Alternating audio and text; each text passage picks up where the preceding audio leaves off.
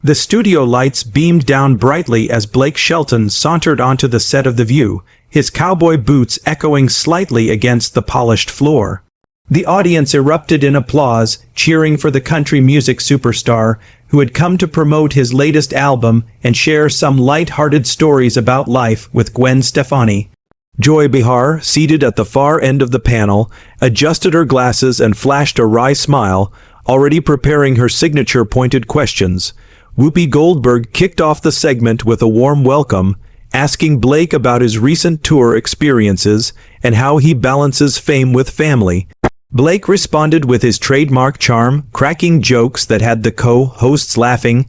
He talked about late-night songwriting sessions on the road, the thrill of sold-out arenas, and how Gwen's energy kept him grounded amid the chaos of stardom. The conversation flowed easily at first. Sarah Haynes chimed in, asking about his collaboration with Post Malone on a track that blended country and hip-hop vibes. Blake lit up, describing the studio magic and how it pushed him out of his comfort zone. "Post is a genius," he said with a grin. "We bonded over beer and bad ideas that turned into hits." The panel laughed and even Joy nodded along, seeming engaged. But as the segment progressed, the tone shifted subtly. Whoopi steered toward lighter fare, like Blake's farm life in Oklahoma and how it inspired his lyrics. He painted vivid pictures of early mornings with the animals, the smell of fresh hay, and how those simple moments fueled songs about love, loss, and resilience. The audience ate it up, applauding his folksy anecdotes. Then, inevitably, politics crept in, a topic The View was notorious for diving into headfirst. Joy interjected sharply, her voice cutting through the levity like a knife. She questioned Blake's support for certain conservative figures, implying his views were out of touch with modern America. "Blake, you've endorsed politicians who seem to roll back progress on issues like women's rights and equality. How do you square that with being a role model for so many?" Blake, usually laid back, furrowed his brow but kept his cool initially. He leaned back in his chair, sipping from his mug, and defended his stance thoughtfully. "Look, Joy, I'm not here to play politics. I believe in personal freedoms, hard work, and letting folks live their lives without big government breathing down their necks. That's the America I grew up in, and it's what I sing about." The exchange heated up when Joy pressed further, accusing him of ignoring social issues affecting minorities. She rattled off statistics on inequality, her tone accusatory. "Your songs talk about trucks and beer, but what about the real struggles people face? Isn't that just escapist fluff that avoids the problems?" The audience murmured, sensing the tension rising. Blake leaned forward, his voice steady but firm. "Joy, I don't pretend to be a politician. I speak from my heart as an American who's seen hard times. My music connects with people because it's real about heartbreak, family, and getting back up. If that's fluff to you, maybe you need to get out of the city more." Joy rolled her eyes dramatically, which didn't sit well with Blake. He shot back, "You know, Joy, it's easy to sit here and judge from your ivory tower, but I've been out there in the real world, touring small towns where folks are just trying to make ends meet." The panel fell silent for a moment. Sunny Hostin tried to mediate, suggesting they find common ground on family values, but the spark had been lit. Alyssa Farah Griffin chimed in with a more balanced take, noting that country music often reflects conservative heartland views without malice. But Joy doubled down, her voice rising. "Come on, Blake, your endorsement of gun rights in light of all these shootings. How do you sleep at night? Responsible ownership, that's a cop-out." Blake responded thoughtfully at first, emphasizing his rural upbringing where guns were tools for hunting and protection, not violence. "I've lost friends to accidents, Joy. I get it, but blaming law-abiding folks isn't the answer. We need better mental health support and enforcement of existing laws." Joy countered with more statistics on gun violence, her tone turning sharper. "Statistics don't lie, cowboy. Your views contribute to the problem." The backhand forth escalated when Blake accused the show of bias. "You all preach tolerance but can't handle a differing opinion. This isn't a debate, it's a setup." The audience split, with applause from some quarters and boos from others. Ana Navarro jumped in, defending Joy and the show's role in holding guests accountable. "We're just asking questions, Blake. If you can't handle it, maybe stick to singing." that ignited the final eruption. Blake's patience frayed visibly. He shook his head, chuckling bitterly, and said, "Lady, you don't know a thing about my life or my songs, and bringing in my wife. Leave Gwen out of this nonsense." The commercial break couldn't come soon enough, but the cameras kept rolling, capturing every uncomfortable glance. Back from break, the clash intensified as Joy referenced an old interview where Blake had made comments about cancel culture. She twisted his words, suggesting he was insensitive to progressive movements. "You called it a witch hunt. That's dismissive of real accountability." Blake, now red-faced, slammed his hand on the table lightly, exclaiming, "That's not what I said, and you know it. I said people deserve second chances if they've grown." The audience gasped, some cheering, others booing. Whoopi tried to steer the ship, urging calm, but Blake wasn't having it. He stood up abruptly, his tall frame towering over the panel, microphones still clipped on. Pointing at Joy, he declared, "I'm done with this ambush. You invited me here to talk music, not to be your punching bag." Joy smirked, retorting, "Oh, please sit down, cowboy. This is live TV. Grow a thicker skin." But Blake unclipped his mic and tossed it on the couch, storming off the set amid stunned silence. As he walked away, a hot mic caught him muttering under his breath, "What a load of bull." The producers scrambled, cutting to an unplanned segment on holiday recipes, while social media exploded with clips of the eruption. Fans debated whether Blake was justified or if Joy had crossed a line. Twitter, now X, lit up with hashtags like #BlakeWalksOff and #JoyVSBlake. Clips went viral, amassing millions of views within hours. Blake's supporters praised his authenticity, calling it a stand against liberal bullying, while Joy's fans lauded her for tough journalism. Later reports suggested backstage apologies were attempted. Producers pulled Blake aside, offering coffee and regrets, but he politely declined, heading straight for his trailer. Joy, insiders whispered, was shaken by the intensity despite her on-camera poise. She confided to a co-host that she hadn't expected such fire from the laid-back singer. Blake's team issued a statement that evening. Blake appreciates the invitation to The View, but stands by his decision to leave when the conversation turned disrespectful. He's focused on his music and fans who value honesty. Meanwhile, The View's ratings spiked dramatically from the drama, drawing in viewers who tuned in for the controversy. As the dust settled, recaps flooded the internet, dissecting every word and gesture. Viewers at home rewound the footage, analyzing Blake's body language as he transitioned from jovial guest to irate participant. Body language experts on TikTok pointed out his clenched jaw and forward lean as signs of mounting frustration.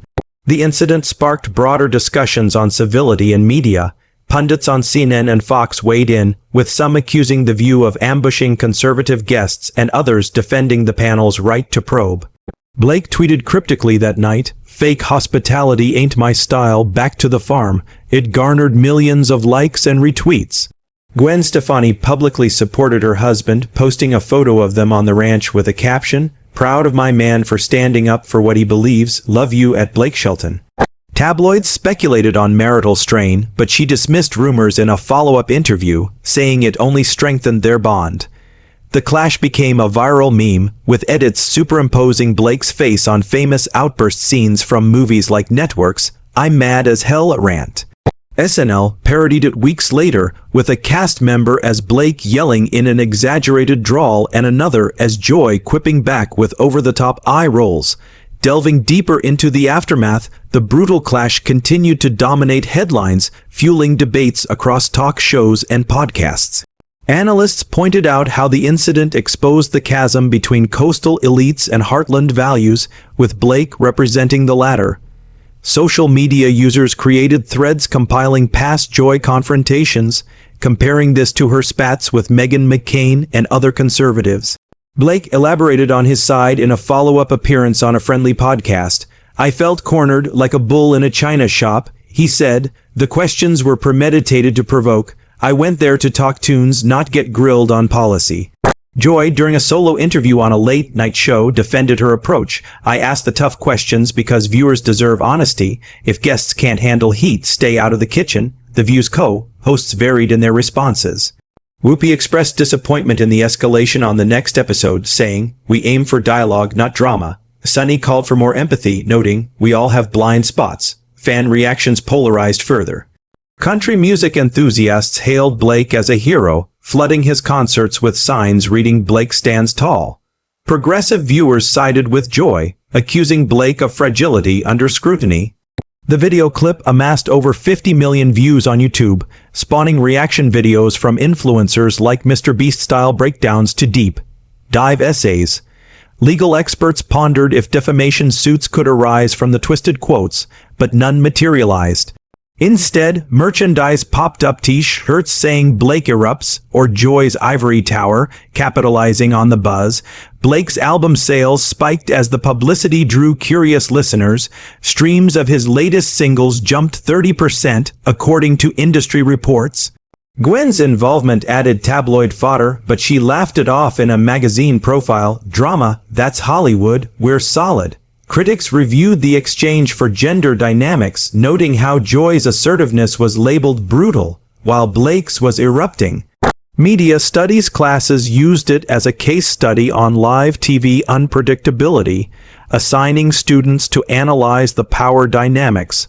Parodies extended to late-night shows, with hosts like Jimmy Fallon mimicking the accents and gestures.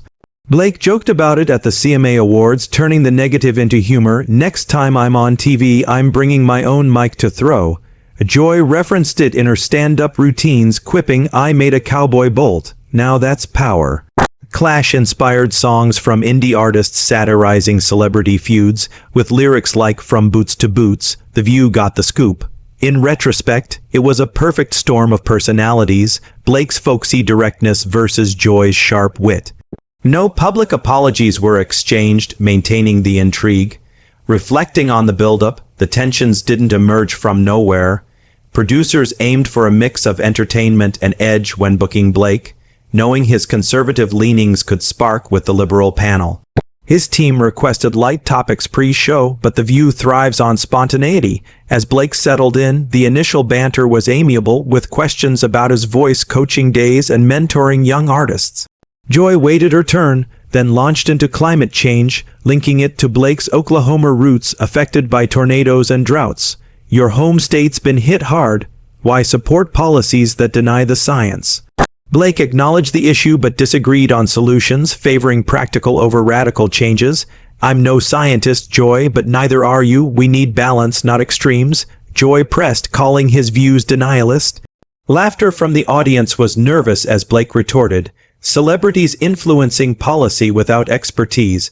Pot, meet kettle." The exchange turned personal when Joy mentioned Gwen's pop background, contrasting Blake's country roots. "Your worlds collide. Does she school you on progress?" he snapped. "Leave my wife out of this." The panel intervened, but Blake's voice rose, accusing the show of being a liberal echo chamber. "Welcome to The View, darling." Joy smiled slightly. The eruption peaked as Blake stood, yelling, "I've had enough of this nonsense." Storming off, he muttered expletives caught on hot mic. Post-broadcast networks replayed the clip endlessly. Blake's publicist spun it as standing against bullying, while Joy's fans praised her tenacity. The incident trended globally, with international media covering the American cultural rift. Celebrities weighed in, some supported Blake's walkout, others Joy's probing. It sparked petitions for more balanced panels on talk shows. Blake performed a song inspired by the event at his next concert to roaring approval, with lyrics about fake smiles and real fights. Joy referenced it humorously in her routines. Clash became fodder for books on media conflicts, highlighting how live TV amplifies raw emotions unlike scripted formats. For viewers, it was thrilling drama, boosting engagement. The View's advertisers saw increased exposure, and Blake's brand evolved, attracting edgier endorsements. Joy's book sales rose with the notoriety. In essence, the brutal confrontation was a win for publicity, though at the cost of civility. It highlighted how personalities clash in pursuit of ratings. Future guests might think twice, but the allure of viral moments persists. The event etched itself into pop culture, a testament to unscripted chaos. Years later, it might be remembered as a pivotal moment in daytime TV history, where boundaries were tested live. For Blake, it reinforced his unfiltered image, endearing him further to fans. Joy's reputation as a formidable interviewer only grew. Overall, the brutal clash served as a mirror to society's divisions, amplified through the lens of entertainment.